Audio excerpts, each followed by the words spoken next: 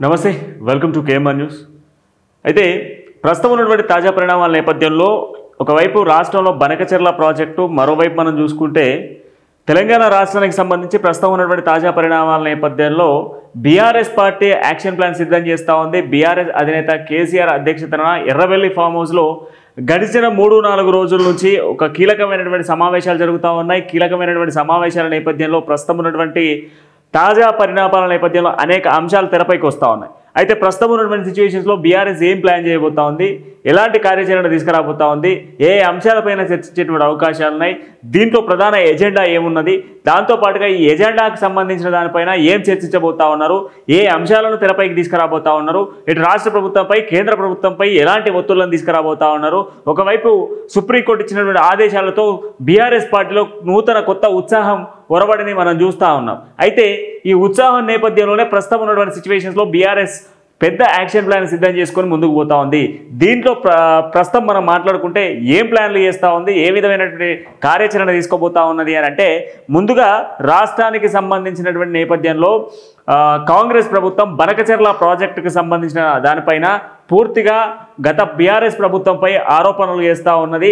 గత బీఆర్ఎస్ ప్రభుత్వంపై బురద జల్లే ప్రయత్నం చేస్తూ ఉన్నది. గత బీఆర్ఎస్ ప్రభుత్వ హయాంలోనే ఒప్పందాలు జరిగినాయని చెప్పేసి ప్రజల్ని మభ్యపెట్టే ప్రయత్నం చేస్తూ ఉన్నదని చెప్పేసి కాంగ్రెస్ పార్టీ పదే చేస్తూ ఉన్నది. మరోవైపు కేంద్ర సపోర్ట్ కూడా, కేంద్రానికి సంబంధించిన సపోర్ట్ కూడా పూర్తి స్థాయిలో ఆంధ్రప్రదేశ్కి అంటే ఏపీకి తరలించే ప్రయత్నం, ఇప్పటికే జలాలకు సంబంధించిన అంశాలకు సంబంధించి పూర్తిగా కూడా జలాలన్నింటినీ కూడా తరలించేటువంటి ప్రయత్నం చేస్తూ ఉన్నారు. ఆ జలాలన్నింటినీ కూడా ఇతర రాష్ట్రమైనటువంటి ఆంధ్రప్రదేశ్కి తరలిస్తూ ఉన్నారు. కృష్ణా జలాలు కానీ, బనకచెర్ల కానీ, లేదంటే మన శ్రీశైలంకి సంబంధించిన బ్యాక్ వాటర్ కానీ, ఇవన్నీ కూడా ఏపీకి తరలిస్తూ ఉన్న సిచ్యువేషన్స్ కనబడతా ఉన్నాయి. అయితే ఇప్పుడు బనకచెర్ల ప్రాజెక్ట్ నిర్మాణం జరిగితే తెలంగాణకు తీరని నష్టం.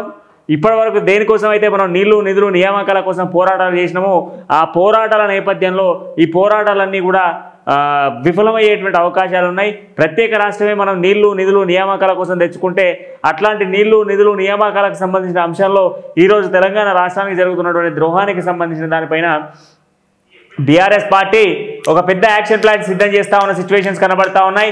ప్రస్తుతం ఉన్నటువంటి సిచ్యువేషన్స్లో దేనికైనా అంటే ఈ యొక్క కంప్లీట్గా కూడా ఈ యొక్క కార్యాచరణకు సంబంధించిన దానిపైన సిద్ధం చేస్తున్న సిచ్యువేషన్స్ కనబడతా ఉన్నాయి. ఇక దాంతోపాటుగా అసలు ఏంది బీఆర్ఎస్కి సంబంధించిన స్ట్రాటజీ ఏంది, బీఆర్ఎస్ ఏ స్ట్రాటజీలో పోతా ఉన్నది, బీఆర్ఎస్ చేసేటువంటి స్ట్రాటజీ ఏంది, ఆ స్ట్రాటజీకి సంబంధించి అసలు ఈ యొక్క బహిరంగ సభను ఎందుకు పెట్టాలనుకుంటున్నారు అని అంటే, బహిరంగ సభను పెట్టేందుకు ఏం ప్లాన్లు చేస్తూ ఉన్నారు, ఎందుకు అనంటే ఒకవైపు తెలంగాణ రాష్ట్రంలో ఫిర్యాయింపులు జరిగిన నేపథ్యంలో భారీ బహిరంగ సభను పెట్టేందుకు ప్లాన్లు చేస్తూ ఉన్నారు.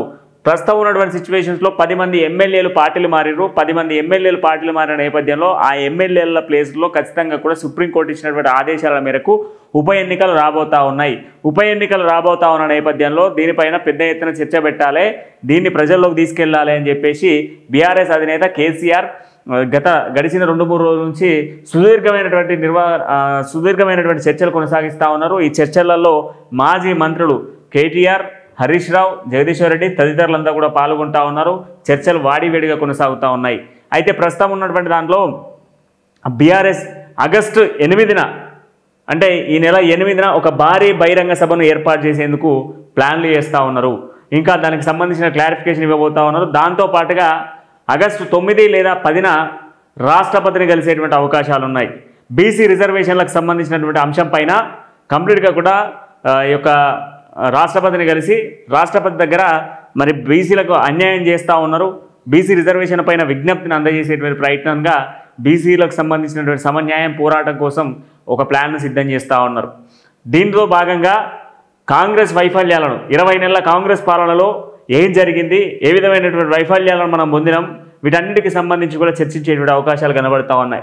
ప్రస్తుతం ఉన్నటువంటి తాజా పరిణామాల నేపథ్యంలో బీఆర్ఎస్ పార్టీకి సంబంధించి ఈ యొక్క కార్యాచరణ తీసుకుంటే దీంట్లో బీసీలకు సంబంధించినటువంటి 42% సంబంధించినటువంటి రిజర్వేషన్ బిల్లును ప్రస్తుతం ఉన్నటువంటి ఎజెండా, దాంతోపాటుగా బనకచెర్లకు సంబంధించినటువంటి అంశం అండ్ దాంతోపాటుగా ఎమ్మెల్యేలకు సంబంధించి 10 మంది ఎమ్మెల్యేలకు సంబంధించినటువంటి పార్టీ మార్పులకు సంబంధించిన ఉప ఎన్నికలు, దాంతోపాటుగా గ్రేటర్ హైదరాబాద్లో ఉన్నటువంటి జూబ్లీహిల్స్కి సంబంధించినటువంటి ఉప ఎన్నిక, దాంతోపాటుగా స్థానిక సంస్థల ఎన్నికలకు సంబంధించిన దానిపైన గ్రామాన పార్టీ జెండా ఎగరవేసేందుకు పెద్ద ఎత్తున ప్లాన్లు సిద్ధం చేస్తూ ఉన్నారు.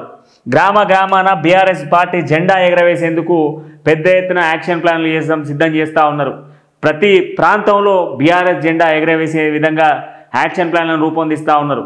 అయితే ప్రస్తుతం ఉన్నటువంటి సిచ్యువేషన్స్లో బీఆర్ఎస్ పార్టీకి సంబంధించినటువంటి ఎజెండాలను మనం చూసుకుంటే బీఆర్ఎస్ పార్టీకి సంబంధించినటువంటి చాలామంది నాయకులు పార్టీ మారిన నేపథ్యంలో పార్టీ కష్టకాలంలో ఉన్నది.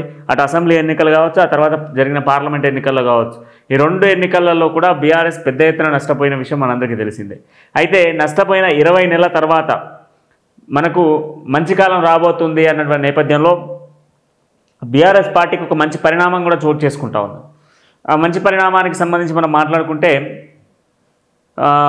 ఏంది మొదటి అంశం ఉప ఎన్నికలకు, రెండో అంశం కాంగ్రెస్ ప్రభుత్వానికి సంబంధించిన వైఫల్యాలు, ఒక మూడో అంశం పార్టీ ప్రియాంపుల ఎమ్మెల్యేలకు సంబంధించినటువంటి ఉప ఎన్నికలు రావడం. వీటన్నిటికీ సంబంధించిన దానిపైన బీఆర్ఎస్ పార్టీ ఒక పెద్ద బహిరంగ సభను ఏర్పాటు చేసేందుకు ప్లాన్లను సిద్ధం చేస్తూ ఉంది. మరి ఏదేమైనా బీఆర్ఎస్ పార్టీకి సంబంధించి నూతన ఉత్సాహం అయితే కనబడుతూ ఉంది. నూతన ఉత్సాహం ప్రతి ఒక్క నాయకుల్లో కనబడుతూ ఉంది. ఎందుకంటే మొన్న సుప్రీంకోర్టు ఇచ్చినటువంటి ఆదేశాల నేపథ్యంలో ఏ ప్రాంతంలోనైనా బీఆర్ఎస్ శ్రేణులు పూర్తిగా గర్జించే సింహాల్లాగా తయారయ్యారు. గతంలో మనం చూస్తే అధికారం కోల్పోయారు. కాంగ్రెస్ పార్టీ అక్రమ కేసులు పెడతా ఉన్నది, అక్రమ కేసులు పెట్టి లోపడేసే ప్రయత్నం చేస్తూ ఉన్నది. ఈ నేపథ్యంలో ఏం చేయాలనో అర్థం కాక కాంగ్రెస్ ప్రభుత్వం చేస్తున్న వైఫల్యాలు, కాంగ్రెస్ ప్రభుత్వం చేస్తున్నటువంటి తీరుకు పిచ్చిలేసిపోయింది జనాలకు. అసలు ఘోరమైనటువంటి వైఫల్యాలు పొందుతూ ఉంది. ఈ అతి ఘోరమైనటువంటి వైఫల్యాలు పొందుతున్న నేపథ్యంలో కేసులు పెట్టారు.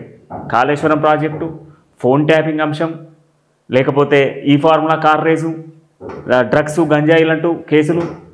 ఏ పని చేసినా బీఆర్ఎస్ పార్టీ పైన కేసులు పెట్టే ప్రయత్నం చేశారు. బీఆర్ఎస్ నిర్మించినటువంటి నిర్మాణాలపైన కేసులు పెట్టే ప్రయత్నం చేశారు. వీటన్నిటినీ ఇప్పుడు అధిగమించి ముందుకు వెళ్ళే స్కెచ్ బీఆర్ఎస్ పార్టీ చేస్తూ ఉంది. నిరుద్యోగుల సమస్యలకు సంబంధించిన దానిపైన పోరాటం చేసేందుకు రెడీ అవుతూ ఉన్నది. గురుకుల బాటలు పట్టారు. కాళేశ్వరం ప్రాజెక్టు పైన ప్రజెంటేషన్లు ఇచ్చారు. ఇప్పుడు బనకచెర్ల పైన ప్రజెంటేషన్లు ఇస్తూ ఉన్నారు. రేపు రాబోయేటువంటి ఈ ఒక బహిరంగ సభ తర్వాత ఇంకా భారీ ఎత్తున బీఆర్ఎస్ పార్టీ ముందుకు పోయేటువంటి అవకాశాలు ఉన్నాయి. ఆ తర్వాత రాష్ట్రపతిని కలిసి రాష్ట్రంలో జరుగుతున్న వైఫల్యాలు, బీసీ రిజర్వేషన్లకు సంబంధించిన అంశాలు, వీటన్నిటికి సంబంధించి కూడా పార్టీ చర్చించేటువంటి అవకాశాలు కనబడతా ఉన్నాయి. బట్ ఏదేమైనా బీఆర్ఎస్ పార్టీలో నూతన ఉత్సాహం అయితే కనబడతా ఉంది. మరిన్ని వీడియోతో మళ్ళీ కలుద్దాం. అంటే నేను చూస్తూనే ఉండే కేఎంఆర్ న్యూస్.